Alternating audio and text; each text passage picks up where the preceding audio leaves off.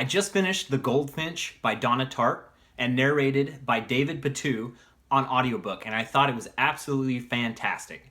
It's one of the best books I've read in a long time.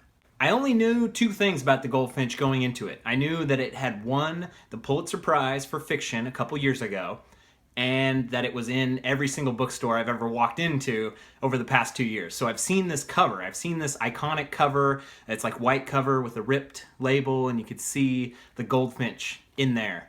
And I just had been wondering about it and hearing about it. I only hear good stuff kind of on the periphery of like, oh, New York Times bestseller list or New York Times favorite books of the year.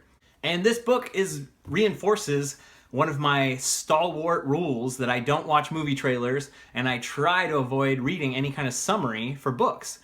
Because if I would have read the summary for this book, it immediately spoils a good part of the beginning. And I love not knowing anything going into this book. I love getting that fresh perspective and jumping right in and not knowing what happens. And I think I can set the stage for you if you haven't somehow, if you've come across this audiobook review and not read the summary, then lucky you. So I'll try to set the stage without going too deep in the story. So the story focuses on a boy named Theo, and it kind of runs through his whole life, and I thought that was great about this book. It just keeps going and keeps going and keeps going. And so it starts out as him as a boy, and he's with his mom. His dad has run off. He was kind of like a high finance guy. He used to be a TV actor. It's kind of a funny image in my head of kind of like a ex-actor, kind of pretty boy that's kind of got chubby but has run off from the family. So now it's just Theo and his mom. That's who he's got. And things are starting to get kind of rocky at school. He's getting into trouble. And I'll leave you with that and kind of move on with more general topics. That's how the story starts, and that's how we kind of get into Theo.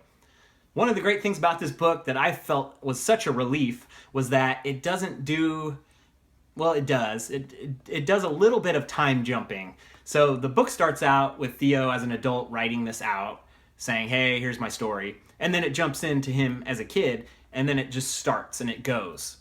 I've been listening to so many audiobooks. Like, I feel like every audiobook I've listened to over the past 3 months has been, okay, here we go, we're into a climax, we're into an awesome scene, oh, something crazy happens, oh, now let's jump to another character, let's jump into another timeline, let's jump to another place. And it is driving me frigging crazy how much jumping around happens in all these books that I listen to. And finally, The Goldfinch just, once it starts with Theo as a kid, you just go straight through. You find out what happens next. Oh man, that was crazy. I wonder what happens next. And you find out what happens next. It was such a goddamned relief that it just went straight through. Like, you can't understand how nice that was. I actually got the gratification of listening to it instead of like, okay, remember what just happened to Princess da-da-da, and then come back over to King over here. And so it's nice. There's no princesses or kings. It's kind of a more real story in this. So some of the themes in this book are interesting about kind of obsession with things, like obsession with pretty things. That goldfinch, that painting that's on the cover of the book comes into play in the book, and there's actually quite a few people that are kind of obsessed about it. And there's other things, there's other characters and people that are obsessed about stuff, and Theo's kind of trying to march his way through life and navigate all the trials and tribulations of his life. But man, the prose in this book was fantastic. The details of the book, I mean, we meet like a furniture maker, and the book just talks like an expert furniture maker, and we meet different characters, and there's just so much rich detail, top to bottom, the way people talk.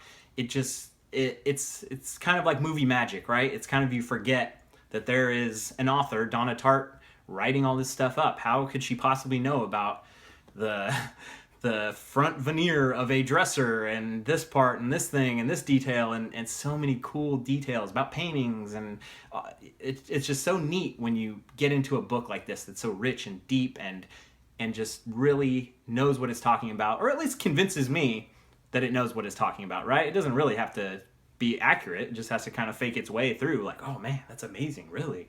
And I bought it hook, line, and sinker all the way through. Another theme in this book is just like tragedy. Like, every character, this character, that character, has had like someone close to them that died, and it just keeps recurring through the book, and it's kind of interesting, and it doesn't, it almost verges on corny, or like, or not, maybe not corny, but like contrived, but it doesn't. I don't know.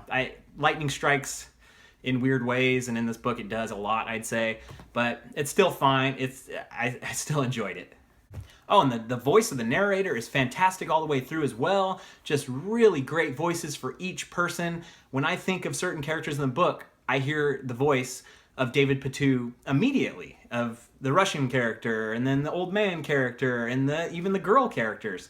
I can hear it immediately, and it brings me back. I can picture the New York City apartments, the dank furniture workshop of the antique store, and all these little details that really fleshed out this book. And that was kind of an interesting thing. I've read after I finished the book, I kind of read that there is a little bit of debate in the literary community that this is just all about story and it's not about characters. And when I was reading it, I really thought it was about the characters, and I really felt like it was good, like, literature. Because it's funny, because when I think of literature, I think of not much happening, but you really getting to know the characters, like, oh, 50 pages just went by and nothing really happened, but you're really getting filled in. The sketch is getting filled into a fine detailed painting, and you're seeing every nook and cranny and edge and flaw in this painting, and use a painting metaphor for a book about a painting. But it starts to fill in. The more you experience, the more you live with these characters, and I thought this book did an excellent job filling in those characters. There's an interesting love story in this book that I really enjoyed as well, of trials and tribulations. There's just a lot in this book. It's a long book, and I enjoyed it front to back. I highly recommend it. Check it out. You won't be disappointed. I guarantee it. Thanks for watching. Take it easy.